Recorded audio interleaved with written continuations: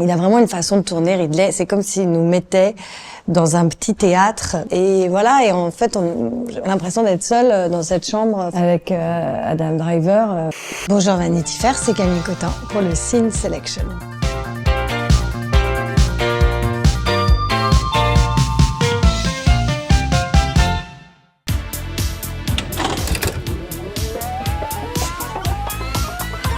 Je suis dans le métro, là. Ah bah c'est pire que ce qu'on imagine, quoi. C'est les gens ils sont normaux, mais vraiment genre normaux, quoi. Cet extrait-là, tu l'as revu quand pour la dernière fois? Ah, ça fait longtemps. Ça me fait rire, en tout cas.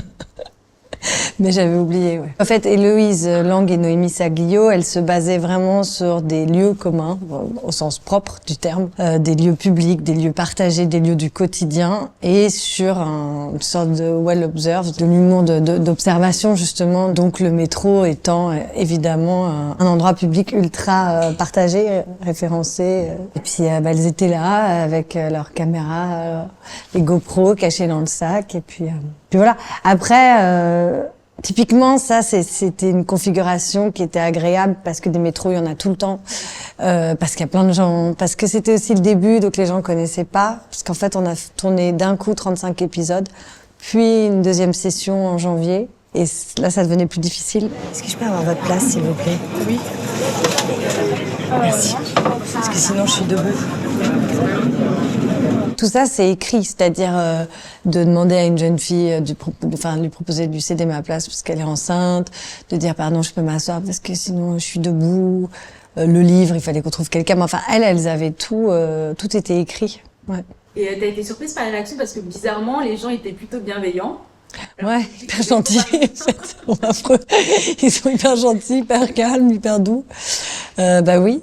Après, sur Connasse, souvent, les filles trouvaient qu'on n'avait pas assez de réactions parce que ce qui marche vraiment sur Connasse, c'est le contre-champ. Là, on le voit quand je suis dans le métro et je dis « Ah les gens sont tellement normaux ». Ce qui fait rire, en fait, c'est quand on filme quelqu'un qui les regarde. Voilà.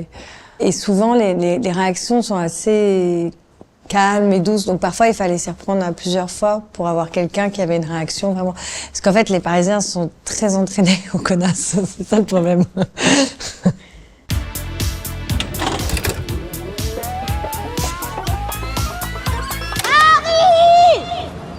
Oi, you! Get down! Can you open the gate? I need to fetch Henry and everybody here seems to I jouer au said pool. get down! Ça se voit pas là, mais je suis restée très longtemps en haut de la grille. Il m'entendait pas, le gars. Il me voyait pas, il m'entendait pas. Donc moi j'étais là, et j'étais là, bon. Et les gens ils s'arrêtaient, ils me regardaient. Je suis restée assez longtemps perchée, ouais. Au bout d'un moment, moi, ils s'en aperçus, donc du coup. Mais ça a pris plus de temps que prévu, ouais.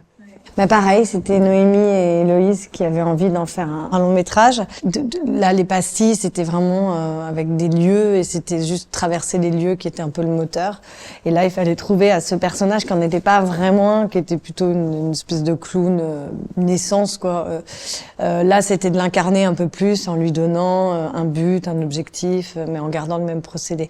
Mais c'est vrai que c'était particulier parce que, pour le coup, elles avaient écrit un scénario, mais il n'y avait aucune certitude que ce qui avait été écrit existerait et pourrait faire un film. Donc on a eu un début de tournage très chaotique parce qu'il y avait rien qui marchait, rien qui se passait comme espéré. Et donc on a fait 10 jours de tournage qui ont été pratiquement jetés à la poubelle. En fait, on a tourné un peu à Paris, puis après elle part à Londres. Mais c'est des anecdotes. Mais par exemple, dans le scénario, il était écrit quand je devais prendre le ferry et passer la douane, que j'étais avec un lapin, que évidemment on peut pas du tout passer en Angleterre avec un animal s'il a pas été déclaré, fait de la quarantaine, etc. Et que donc après il y avait tout un truc où je disais ok, je vous le laisse, mais il a un compte Insta, il faudra l'alimenter. Tout ça, je vous le donne. Il a 1 million de followers. Enfin bon, voilà. Mais sauf qu'on arrive et il y a pas de portique. La douane, le truc il est pété pour les bagages. Donc la scène. Donc après j'allais me faire contrôler mon passeport avec mon lapin comme ça et vraiment le douanier anglais me dit oh il est hyper mignon votre lapin. Enfin bon.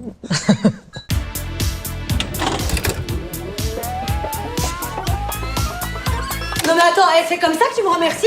Je t'ai formé moi, pendant des années. Je t'ai présenté tout Paris. Attends, Non, c'est pas possible, je veux plus entendre tout ça, ok? Je veux juste partir. Fanny Herrero, elle m'avait vue jouer au théâtre. Et puis la directrice de casting, j'avais déjà passé des castings avec elle. Donc voilà, donc on a fait plusieurs tours d'essai. Voilà, le dernier tour d'essai, c'était avec Grégory Montel, justement. Oui, c'est vrai que c'est un personnage très nerveux, Andrea, qui aime que les choses aillent vite, qui aime que les choses avancent. Et donc ça s'incarne physiquement aussi, effectivement, chez elle. C'est pas un open space, mais il y a plein de bureaux en baie vitrée. Donc il joue beaucoup, justement, avec les perspectives, ce qui se passe dans le fond, comme en plus il y a une espèce de hiérarchie entre les assistants, les agents, les acteurs, et que il met tout ça un peu assez habilement, finalement, dans cette agence qui pourrait être un peu claustro. Tout le monde se tourne un peu autour.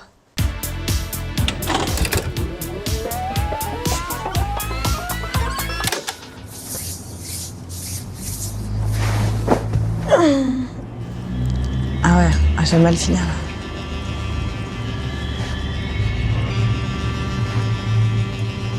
Quand est-ce que t'as appris que ton personnage allait mourir là? Ça a changé en cours de route. C'est-à-dire Non, en fait, il était possible qu'il y ait une saison de plus. Finalement, en cours de route, il a été décidé que celle-ci se terminerait et serait la dernière. Et donc, mon personnage, ayant essayé de tuer Villanelle, devait forcément finir sous les coups de Villanelle. Voilà. Donc voilà, donc ça s'est décidé, ça s'est un peu transformé en cours de route.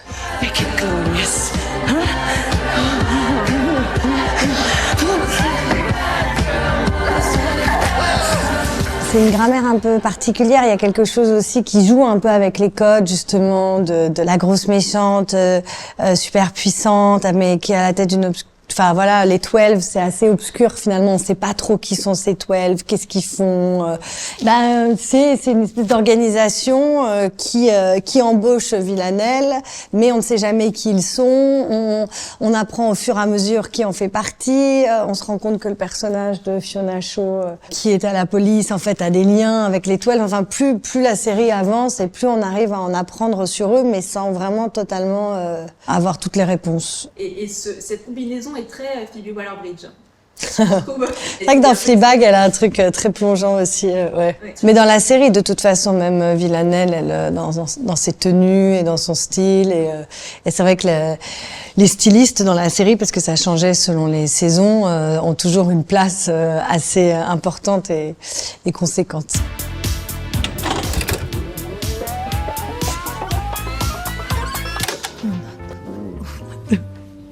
Can you dance salsa? Of course I can.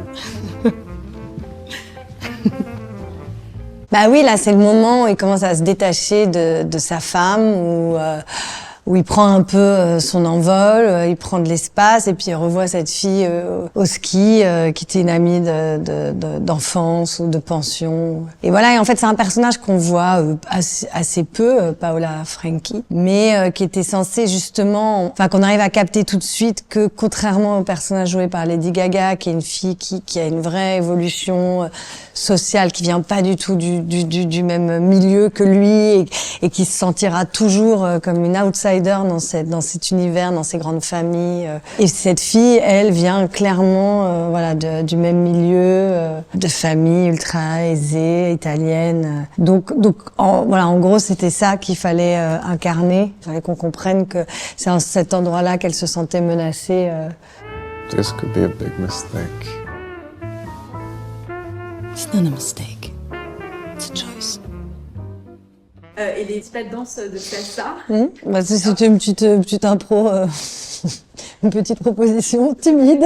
C'était pas dans le scénario, Non, je disais j'adore cette musique et du coup j'ai fait des petits pas de danse.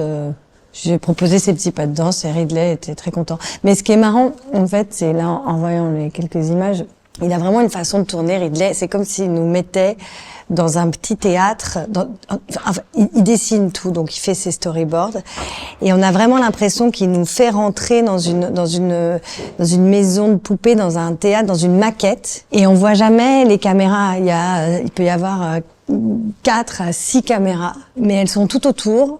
Et elles sont quasiment invisibles. Et en fait, lui, il fait toutes ces valeurs de plan en même temps. Et voilà. Et en fait, j'ai l'impression d'être seule dans cette chambre, enfin dans ce salon avec Adam Driver. Enfin, Et voilà, et il est très attentif aux moindres détails, justement. C'est-à-dire il dirige assez peu, il nous donne la couleur de la scène. Et ensuite, il est toujours assez client de toutes les propositions qu'on pourra faire.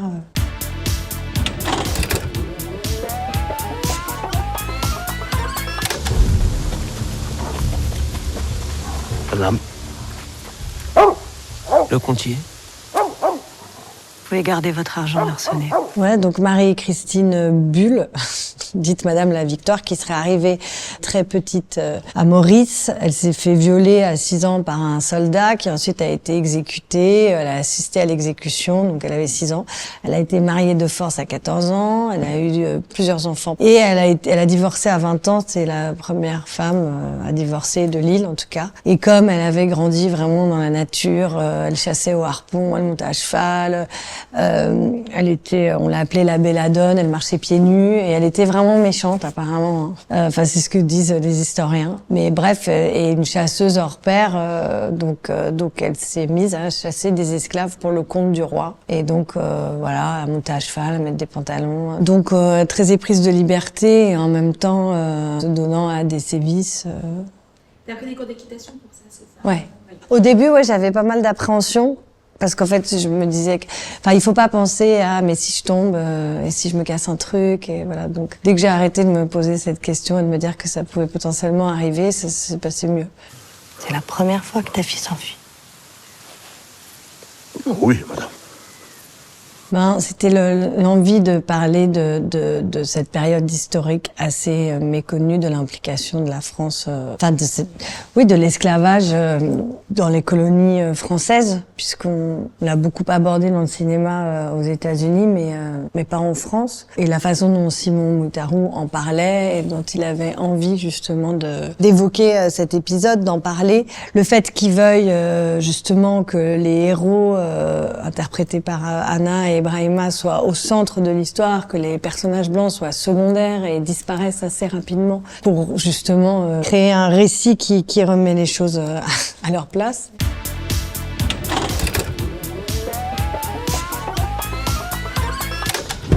T'es sérieuse là? T'allais encore me blesser sur le parking? Pousse ta tête, va dans le coffre. Non, c'est mort, c'est tout en moi dans le coffre. Ou moi. Camille, s'il te plaît, je suis crevée. Non, ça me fait mal aux jambes, je vous rappelle que j'étais opérée du genou. En fait, j'aime beaucoup cette scène parce que je trouve qu'elle est très bien écrite, que c'est une ouverture de film très réussie, l'idée de l'espace et du mono-espace pour mettre la famille nombreuse dans un huis clos où tout le monde se gueule dessus. On a tous des souvenirs de voitures justement en famille où l'énervement peut monter et là, ça permet à tous les personnages de rentrer les uns après les autres. On commence par Tony, puis les 2 enfants, et finalement à installer les rapports en très peu de dialogue, en très peu de temps, à faire monter quelque chose, à faire exister cette famille et à présenter cette famille en quelques minutes. On l'avait tourné en plan séquence, moi je l'adorais en plan séquence, mais bon, il a fallu quand même mettre des gros plans et tout ça, mais voilà, je l'aime beaucoup, j'aime beaucoup mes enfants. Vraiment, je les revois avec plaisir, tous. Non, c'est des acteurs merveilleux, voilà, et j'aime beaucoup travailler avec Nathan Bonzioni. Je trouve une nouvelle famille, je vous enverrai des photos de moi en voiture, sur le siège passager. Elle m'oubliera pas sur le parking. En fait, j'avais pas vu à la lecture le potentiel comique aussi de cette scène. Voilà.